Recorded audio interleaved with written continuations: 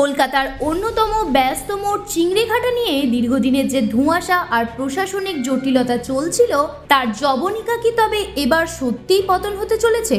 গত কয়েক মাস ধরে রাজ্য সরকার এবং মেট্রো কর্তৃপক্ষের মধ্যে যে টালবাহানা আর আইনি লড়াই চলছিল, সেই বিতর্কের ওপর আজ এক চূড়ান্ত এবং কড়া নির্দেশ চাপিয়ে দিল কলকাতা হাইকোর্ট।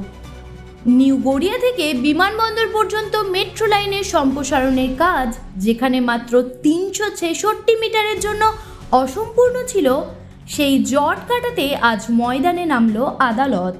ভারপ্রাপ্ত প্রধান বিচারপতি সুজয় পাল এবং বিচারপতি অজয় কুমার গুপ্তের ডিভিশন বেঞ্চ আজ পরিষ্কার জানিয়ে দিয়েছে যে আগামী 15ই ফেব্রুয়ারির মধ্যে এই বকেয়া কাজ যে কোনো মূল্যে শেষ করতে হবে। রাজ্য সরকারের পক্ষ থেকে বারবার ট্রাফিক জ্যাম এবং উৎসবের মরশুমের দোহাই দিয়ে কাজ পিছিয়ে দেওয়ার আবেদন জানানো হলেও বিচারপতিরা আজ সেই যুক্তি খারিজ করে দেন। আদালত স্পষ্ট ভাষায় জানায়, ভারতবর্ষ উৎসবের দেশ এবং একটি উৎসব শেষ হলে অন্যটি শুরু হয়, তাই একে অজুহাত হিসেবে ব্যবহার করে জনস্বার্থের কাজ আটকে রাখা নাগরিক পরিষেবার পরিপন্থী। ভারপ্রাপ্ত প্রধান বিচারপতি সুজয় পাল ও বিচারপতি অজয় কুমার গুপ্তের ডিভিশন বেঞ্চ কড়া নির্দেশ দিয়েছে যে রাজ্য সরকার এবং ট্রাফিক পুলিশকে আগামী 6ই জানুয়ারির মধ্যে একটি সুনির্দিষ্ট পরিকল্পনা জমা দিতে হবে।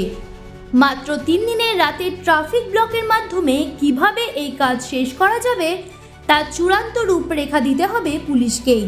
রাজ্যের অসহযোগিতার কারণে প্রকল্পের খরচ বেড়ে যাওয়া নিয়ে তীব্র অসন্তোষ প্রকাশ করেছে আদালত। এখন দেখার বিষয়, আদালতের এই চরম নির্দেশের পর নতুন বছরের শুরুতে চিংড়িঘাটার সেই বহু প্রতীক্ষিত মেট্রো জট শেষ পর্যন্ত ঠিক কতটা দ্রুত কাটে। জ্যোতি সরকারের রিপোর্ট, হেডলাইন্স কলকাতা।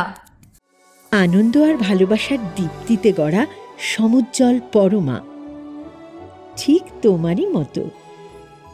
শ্যাম সুন্দর কোম্পানি জুয়েলার্স, আগরতলা, উদয়পুর, ধর্মনগর, কলকাতা।